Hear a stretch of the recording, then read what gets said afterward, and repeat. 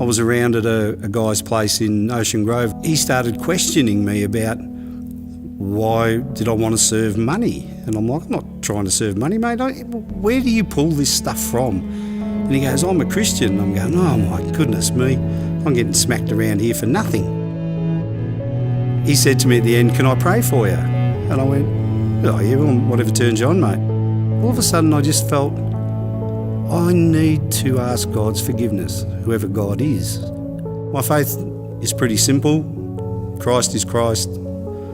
I'm a child of Christ. It'll all pan out at the end. And that's just the way I live my life. I remember one particularly key moment when I was at a recording studio one evening recording a demo with Sandro, and he asked me a question and he said, do you believe in God? Sandro had gotten this Bible and he had started reading it and we were sharing some verses with me, and I just became curious. And at home one day I remembered that my mum had an old Bible under her bed, so I pulled that out and started reading it. Sandro had a couple of friends back then who were in bands who had become Christians as well. And one in particular invited us along to his church. And I just can remember people singing and they had their hands in the air and they were calling out, hallelujah, and I kind of shut the door.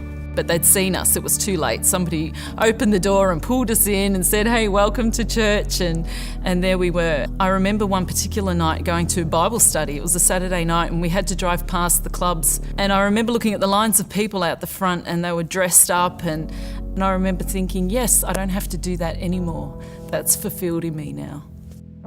My late teenage years in Sri Lanka were for me the crucible for my faith. So at 18, an enormous sense of the plan for which I was programmed was not going to work. I remember I'd wake up with it, I'd go to bed with it, this deep sense of disappointment. Through those difficult years, I was able to gain from the lives of other Christians, in particular my grandfather. He'd look at me, he must have been terrified of me.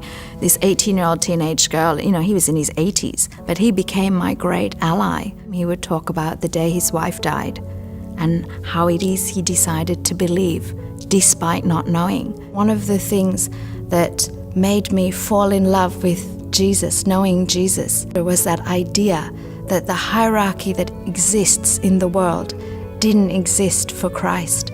In the pages of the Bible, I became more and more convinced that this God that I knew and understood was a God of access for women, for children, and not just people who feel that their voice is not heard, for people whose voice isn't heard. The main part of my story gets to a place in my life. I'm 27 years of age. My brother dies, and it was probably the first time in my life where I just started to question myself, like what a tragedy for someone so young. He was 21 at the time, and he loses his life, and I'm 27, and where's my life going? It's interesting that when you live in darkness, that when light comes into darkness, it's illuminated greater than what you could ever imagine. And I think for me, because I was in such a dark place, that when light shone into my spirit, God just did a miraculous healing in my life. And I'm incredibly grateful for that.